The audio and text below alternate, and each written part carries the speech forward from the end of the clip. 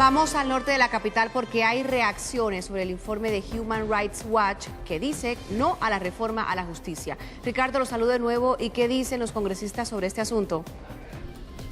Carolina, me acompaña precisamente el senador Juan Manuel Galán, ponente de la reforma a la justicia penal militar. Senador, ¿cuál es su respuesta a lo dicho ayer por José Miguel Vivanco de Human Rights Watch, que podría haber más impunidad con esta reforma? Bueno, primero hubiéramos preferido que el señor Vivanco le hubiera enviado esta comunicación primero a su destinatario, que era el gobierno nacional, y no a los medios de comunicación como efectivamente lo hizo. Pero para responder, digamos, el fondo de este pronunciamiento, realmente hemos sido muy cuidadosos en la reforma a la justicia penal militar de esta ley ordinaria del sistema penal oral acusatorio, que es una ley reglamentaria del Código Militar que se aprobó en el Congreso en el 2010. Y en el artículo 98 queda claramente establecido que solamente los actos relacionados con el servicio, con las funciones de los militares, pueden ser conocidas por la justicia penal militar. Los actos que no tienen que ver con el servicio, como ejecuciones extrajudiciales, falsos positivos, van a la justicia ordinaria. Así lo prevé además el artículo 221 de la Constitución Nacional, que dice exactamente eso, que solamente actos relacionados con el servicio y con las funciones de los militares pueden ser conocidos por los tribunales de justicia penal militar. Y hay una lista taxativa enunciada de 6 delitos que jamás puede conocer la justicia penal militar: genocidio, desplazamiento forzado, tortura, violencia sexual, ejecución extrajudicial o falso positivo y delito de lesa humanidad. Es decir, senador, que no quedarían en la impunidad delitos como los falsos positivos. No, porque además ningún delito de falso positivo ha sido en este momento trasladado de la justicia ordinaria a la justicia penal militar.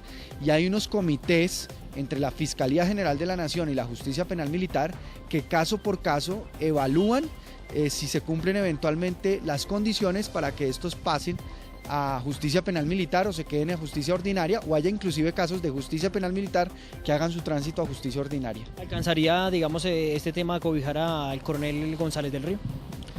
No, ese caso por lo pronto es un caso que no tiene que ver con el servicio ni con las funciones, y es un caso que permanece y se queda en la justicia ordinaria.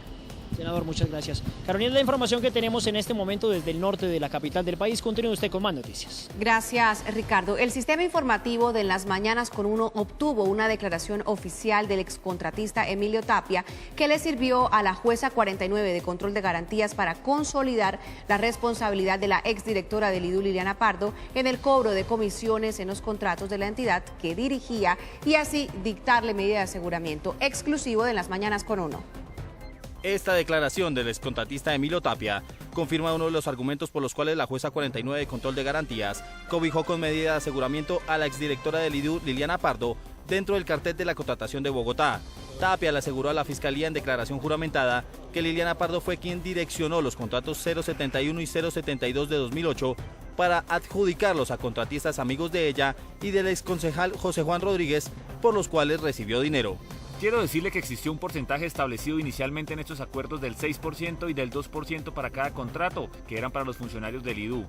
1% de este era para Liliana Pardo Gaona, era el 1% del valor total de cada contrato adjudicado. En otra parte de la declaración, Emilio Tapia aseguró que Liliana Pardo recibió comisiones desde que era funcionaria en la alcaldía de Luis Eduardo Garzón. Cada contrato se manejó independientemente, es decir, lo que le correspondía dinerariamente a ella por cada contrato individualmente, y por consiguiente no solo recibía lo que era de mi resorte por cada contrato, sino que independientemente recibía lo que ella manejaba con el concejal José Juan Rodríguez. Esto aparte a lo que ya venía manejando con Julio Gómez y con José Juan Rodríguez en la administración del alcalde Lucho Garzón, desde el Fondo de Vigilancia y Seguridad del Distrito año 2006 y en el periodo como directora del IDU desde el año 2007. Liliana Pardo permanece recluida en la cárcel El Buen Pastor. 1.500 personas tuvieron que ser evacuadas por un sismo que sacudió a Guatemala. También Costa Rica registró movimiento telúrico en la costa pacífica. A 25.000 llegan los afectados por el fuerte sismo que vivió Guatemala en la zona fronteriza con México. El temblor tuvo una magnitud de 6.9 grados en la escala Richter y el último balance de las autoridades no registra víctimas fatales, pero sí 113 heridos, 486 damnificados, 1.459 personas evacuadas y 523 viviendas completamente destruidas.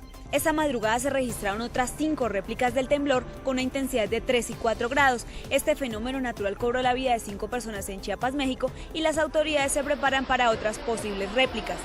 Hoy se registró un temblor de 4 o 5 grados en Costa Rica, en el Pacífico Central. Hasta el momento no se reportan personas afectadas ni daños materiales. La Red Sismológica Nacional indicó que este fenómeno natural tuvo como epicentro el Océano Pacífico a 28 kilómetros al sureste de la bahía Ballena, en la provincia de Punta Arenas.